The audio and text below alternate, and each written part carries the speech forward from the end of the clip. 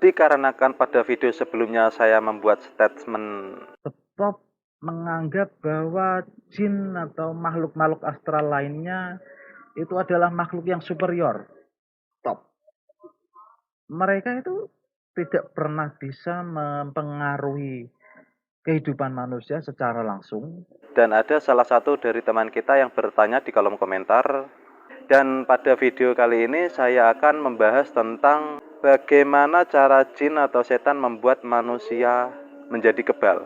Untuk itu simak terus videonya. Jadi persoalan kebal ini merupakan salah satu persoalan yang menarik di mata paranormal. Pasalnya kekebalan ini seolah-olah bisa menghapus hukum fisika dari dunia kita. Dan saya sudah mencatat beberapa poin dari pertanyaan teman kita, dan saya juga sudah menambahkan beberapa poin juga, yang mana diharapkan dengan tambahan beberapa poin ini teman-teman bisa lebih mengerti tentang kekebalan itu sendiri.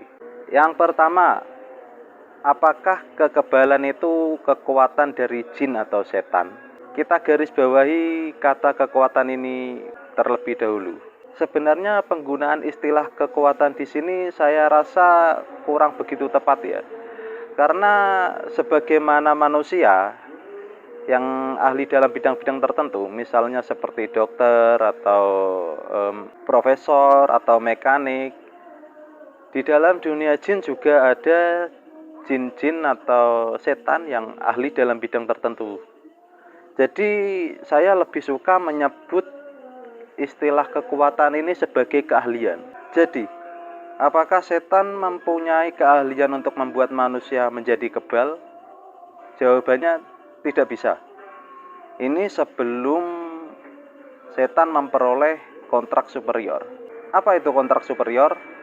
Kontrak superior adalah sebuah kontrak yang memungkinkan jin atau setan dapat melakukan sesuatu melampaui batasan-batasan mereka.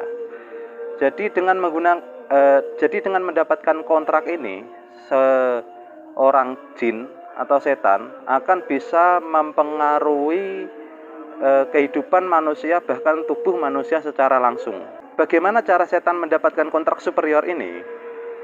Jadi kontrak superior ini sebenarnya adalah kontrak yang diberikan oleh manusia kepada setan karena mereka menjadikan setan sebagai sekutunya. Jadi dalam kasus ini akan sejalan dengan pernyataan saya yang kemarin bahwa seolah-olah manusia sendirilah yang membuat setan atau jin mampu melakukan atau mampu mempengaruhi kehidupan manusia secara langsung. Untuk mempermudah pemahaman, saya akan memberikan sebuah analogi sederhana yang mana diharapkan dengan analogi ini teman-teman bisa mengerti tentang esensi dari kontrak superior itu. Oke, jadi kita ibaratkan itu setan itu sebuah aplikasi, manusia adalah HP Android, dan kontrak superior adalah akses root. Sebagaimana HP Android pada umumnya, ada beberapa aplikasi yang tidak mungkin dijalankan oleh HP tersebut. Dan untuk menjalankan aplikasi tersebut, HP Android tersebut diperlukan akses root. Jadi ketika akses root diberikan, maka aplikasi yang seharusnya tidak bisa dijalankan dari HP tersebut akan menjadi bisa digunakan oleh HP tersebut, kan begitu.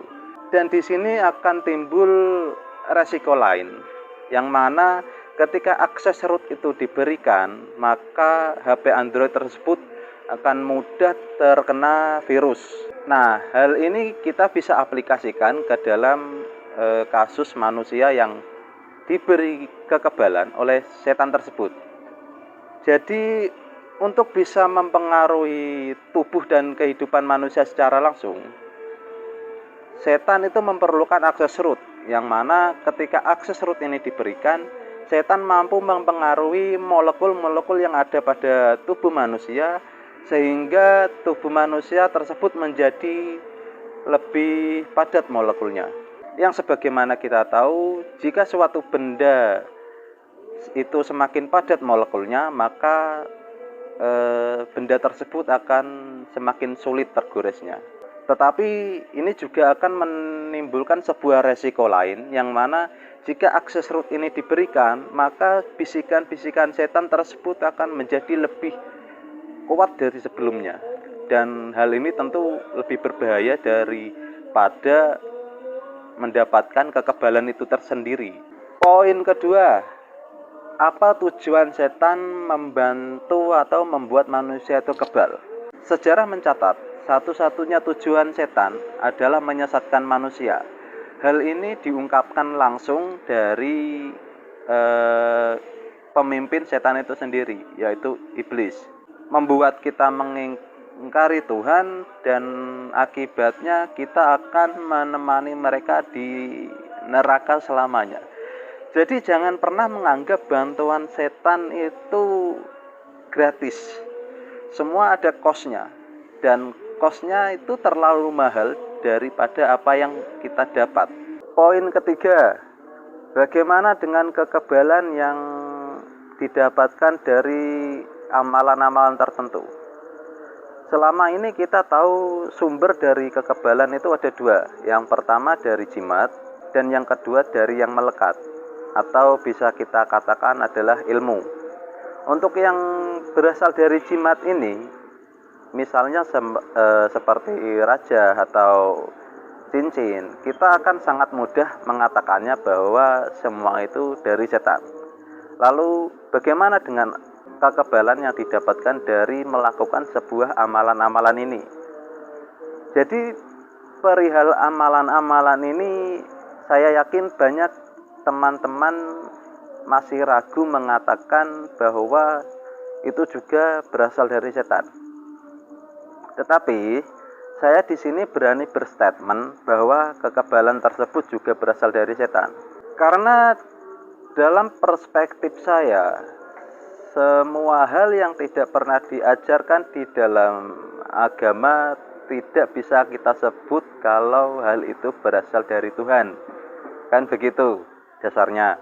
Dan saya di sini juga sedikit tidak setuju dengan penggunaan kata-kata amalan.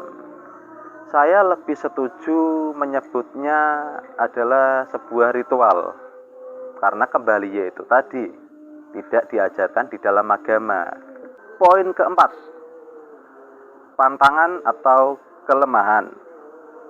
Pada poin keempat ini adalah salah satu bagian yang sangat menarik dan bisa kita jadikan sebagai acuan untuk menilai sebuah peristiwa mistis seperti yang satu ini. Jadi akan sangat lucu apabila benar kekebalan ini berasal dari Tuhan, yang mana saya yakin apapun yang berasal dari Tuhan itu tidak mempunyai kelemahan atau pantangan. Misalnya yang selama ini kita tahu, kalau dari segi jimat, kita biasa mendengar jimat tersebut harus dilepas ketika kita ke kamar mandi, atau harus melakukan ritual-ritual tertentu pada malam-malam tertentu. Jika tidak, kekuatan dari jimat itu akan melemah atau bahkan hilang.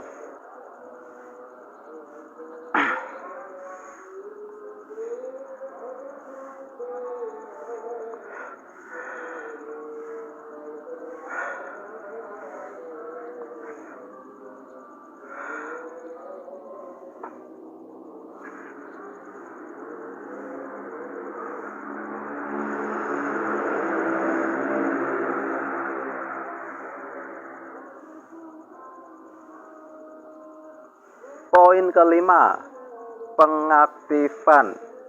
Ya, pengaktifan.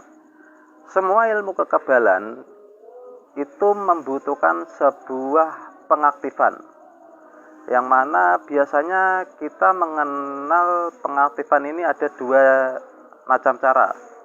Yang pertama dari ritual-ritual tertentu. Jadi sebelum menggunakan ilmu kekebalan ini, biasanya para pelaku akan melakukan sebuah ritual-ritual atau doa-doa agar kekebalannya bisa aktif untuk digunakan. Dan cara yang kedua ini terbilang cara yang cukup otomatis karena kekebalan itu cuma membutuhkan emosi dan amarah. Perlu kita ketahui, emosi dan amarah itu adalah dua hal yang berbeda. Kalau emosi itu berasal dari perasaan, kalau amarah adalah sebuah aura yang timbul ketika seseorang meluapkan emosinya tersebut. Jadi bisa saja seseorang emosi itu tanpa mengeluarkan amarah. Tetapi tetap saja, yaitu tadi, semua itu ada kelemahannya. Untuk pengaktifan cara kedua ini, biasanya pengguna akan kehilangan kekebalannya jika amarah dan emosinya menurun. Jadi ada semacam sebuah term of condition yang mana mereka diharuskan menjaga emosi dan amarah tersebut tetap menyala. Jadi jika amarah dan emosi mereka meredup, mereka sudah tidak kebal lagi. Lalu bagaimana dengan orang-orang yang melakukan demonstrasi, yang mana saat mereka melakukan demonstrasi ini tidak ada emosi dan amarah? Hal ini bisa terjadi karena saat mereka melakukan demonstrasi, setan hanya melakukan perubahan molekul pada salah satu titik di tubuh mereka. Jadi ini berbeda kondisi ketika kekebalan itu digunakan dalam sebuah pertarungan atau pertempuran, yang mana mengharuskan setan melakukan perubahan molekul pada setiap sisi tubuh manusia tersebut. Poin keenam, tipu daya setan. Pada poin ini kita akan menemukan salah satu ilmu kekebalan yang cukup menarik, yang mana ilmu kekebalan tersebut mungkin sangat samar kalau dikatakan berasal dari setan. Karena kekebalan jenis ini tidak diperlukan untuk pengaktifannya, tidak diperlukan ritual-ritual tertentu, atau bahkan tidak memerlukan emosi dan amarah sama sekali. Jadi pure untuk keselamatan. Dan ini adalah salah satu tipu daya yang paling manjur, yang mana tipu daya seperti ini akan menyamarkan pandangan orang terhadap kekebalan itu sendiri. Poin ketujuh, salah persepsi. Dan saya yakin pada poin ketujuh ini kebanyakan orang akan merasa terkejut, karena kebanyakan orang menilai bahwa kalau memiliki ilmu kekebalan berarti mereka tahan bacok plus tidak merasakan sakit. Dan ini adalah persepsi yang keliru di tengah-tengah masyarakat kita. Jadi perlu saya ingatkan di sini, setan hanya memanipulasi molekul-molekul pada bagian kulit, yang mana akan membuat kulit tersebut tidak dapat tertembus benda tajam. Jadi rasa sakit yang diakibatkan akibat hantaman benda tajam tersebut akan tetap masih terasa. Dan ilmu kekebalan ini akan menjadi tidak berguna jika mereka bertemu dengan musuh yang menggunakan benda tumpul. Walaupun tidak dapat menembus, tidak dapat melukai kulit dari pemakainya, tetapi hantaman yang ditimbulkan dari benda tumpul lebih sakit daripada hantaman yang ditimbulkan dari benda tajam. Ini dikarenakan tubuh tetaplah tubuh, walaupun tubuh tidak lecet, tetapi mereka masih bisa merasakan sakit.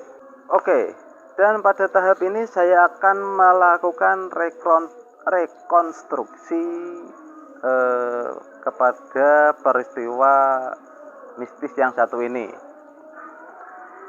Jadi ada seseorang yang membuat kontrak superior kepada setan, maksudnya memberikan kontrak superior kepada setan, sehingga setan tersebut mampu memanipulasi molekul-molekul yang ada di dalam tubuh kita, yang mana mereka setan ini akan membuat molekul tersebut menjadi lebih padat. Jadi akibat padatnya molekul ini menyebabkan benda tajam tidak dapat melukai tubuh kita. Jadi dalam hal ini kita juga akan mematahkan persepsi dari kebanyakan orang yang mengatakan bahwa kekebalan itu akan menghadirkan sebuah sil atau sebuah perisai gaib yang akan menyelimuti tubuh kita sehingga tubuh kita tahan bacok, kan begitu. Sebenarnya tidak begitu. Sebenarnya setan itu hanya memanipulasi molekul yang ada pada tubuh kita sehingga tubuh kita lebih tahan terhadap goresan. Dan ini bukan perkara besar bagi setan. Ini itu sama saja seperti kita mematikan sebuah lilin tanpa menyentuhnya. Tahu kan? Dengan meniupnya. Ya seperti itu. Bukan sebuah perkara yang besar. Jadi kesimpulannya adalah untuk bisa mempengaruhi kehidupan manusia secara langsung atau tubuh manusia secara langsung, setan itu memerlukan akses root. Jadi saran saya kepada teman-teman semua, stop memberikan akses lebih kepada setan untuk bisa mempengaruhi kehidupan kita. Karena bisikan setan itu sudah sangat berbahaya. Dan ketika kita mau menuruti setan untuk melakukan ritual-ritual tertentu, sebenarnya setan itu telah menertawakan kita. Jadi kita dianggap itu sebagai keledai dungu yang mau disuruh-suruh. Nah, bagi teman-teman yang ingin mendengarkan pembongkaran-pembongkaran, jangan lupa subscribe channel ini sehingga teman-teman bisa mengetahui tipu daya setan selanjutnya.